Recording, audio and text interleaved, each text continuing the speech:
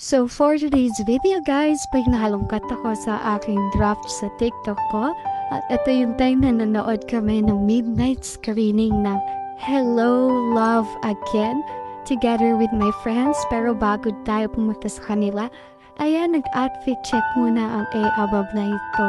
Oh my god, di na ako sanay nakakaya mag-voice over.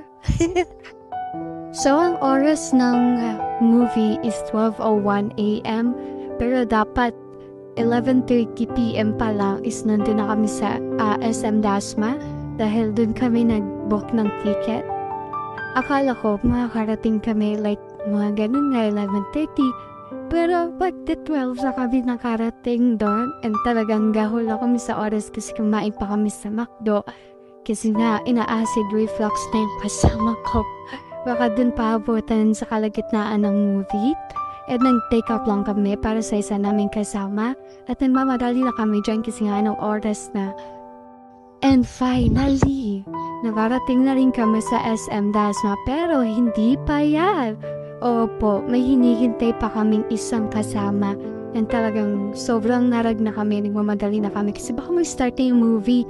Ang panic naman kung hindi namin maumpisahan, no? This is our first midnight screening sa talambuhay namin. So yan, kaming apat ang magkakasama. Actually, asa si Jolly dyan, ayan, di ba?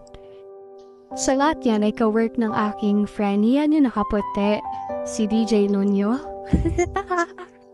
And na-meet ko si Ivan and Jolly because of her. Ayan, and ayan, napakakita kami. Hinarap namin ang aming seat. At nagulat ako dahil ang nabook naming ticket ay nasa pinakagitna pala sa taas. Pero maganda rin.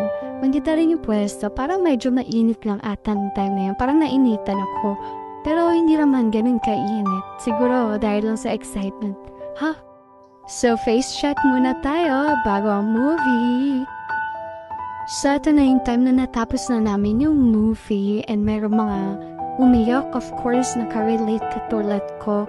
And syempre hindi naman kasi pwede mag-video while we are watching that movie, lalo na at kakapalabas pa lang on that day. Kami ang unang-unang nakanood pwede lang sa mga nag-premiere night. So baka makasuwa ng above kapag nag-insert pa ako ng mga clips. Pero meron din sa reviews ko, pero mga sounds lang naman yun and minimal lang naman. So baka hindi naman. And nag-post din naman yung Star Cinema regarding us. Alam niyo ba guys, yung pag-post ng Star Cinema is hindi talaga namin expected yun. Na talagang kami pa yung bungad intro doon. Yung boses ng friend ko. Dahil nag-boom din naman kasi after nang namin manood. And maihatid si Jolly at uwi na kami sa aming mga bahay-bahay. And nag-post agad siya regarding that movie. And ay kinilig.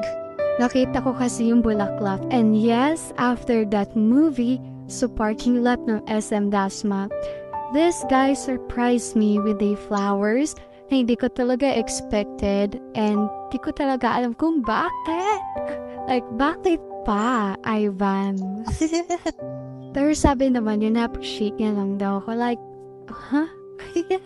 But anyway, thank you so much. Grabe ang kalikod that day and parang ikaw talaga yung kauna-unang guy na nagbigay sa akin ng flower and surprised me. Like, thank you for that experience talaga. And time check na, alisin ko na kami nakauwi. At hindi pa rin ako makamove on sa 3 roses na yan. Actually, ipapa-frame ko to. Meron din kaming picture, dalawa. So baka i-insert ko yun doon. And yeah, I was just waiting for the frame to arrive here para may frame ko na. Well, sana okay pa yung bulaklak nito after that.